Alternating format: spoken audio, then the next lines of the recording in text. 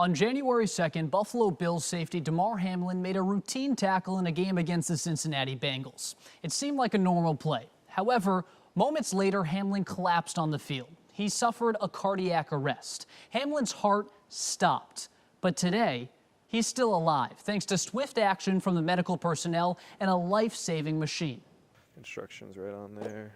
Yeah, an AED is basically an advanced piece of machinery, basically has a generator of electricity, so it can generate a shock, as well as a computer and an evaluation tool. AED, or Automated External Defibrillator. This 1 foot by 1 foot square saved Damar Hamlin and could be the difference between life and death for athletes in the future. Check responsiveness. Call for help. It increases your likelihood of survival dramatically. We spoke with Dr. Ian Gonzenhauser, Lee Health's chief medical officer, to understand what these machines do. It uses that evaluation and assessment to determine the function of that individual's heart and then determine if a shock is necessary or appropriate, and then delivers it if it deems it so. Those electrical shocks attempt to restore a person's heartbeat. Really, the reason that AEDs are such a game changer is that they require no training whatsoever. Anybody who can press a button and follow verbal instructions can operate an AED. Dr. Gonzenhauser makes it sound simple, so we had him demonstrate just how easy an AED is. Pads come out,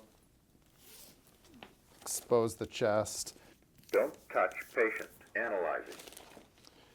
Then the machine starts to do its own work. As soon as the pads are attached, it starts touch patient. reading the patient, and you make sure nobody's... No shock advised. Start CPR. If the machine was on a person who needed a shock, it would deliver it immediately and then continue to provide instructions. Start CPR.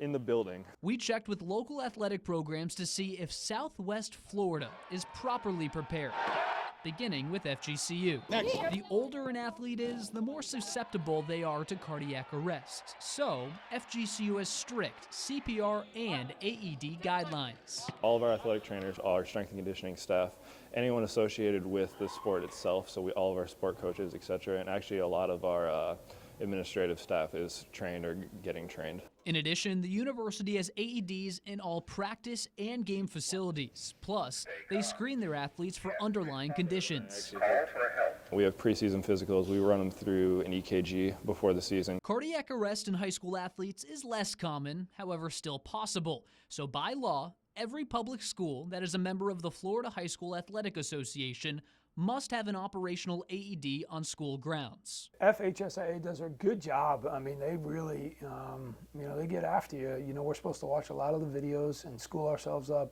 The law and Damar Hamlin's injury bringing more attention to the importance of AEDs. Some local schools are even updating their emergency action plans. As an athletic department, as an athletic staff, we're gonna, redo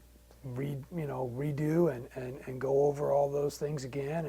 No matter the level, age, or sport, everyone should know what an AED is and how to use it. Reporting local, Stay calm. Jaron May, Call for help. NBC2.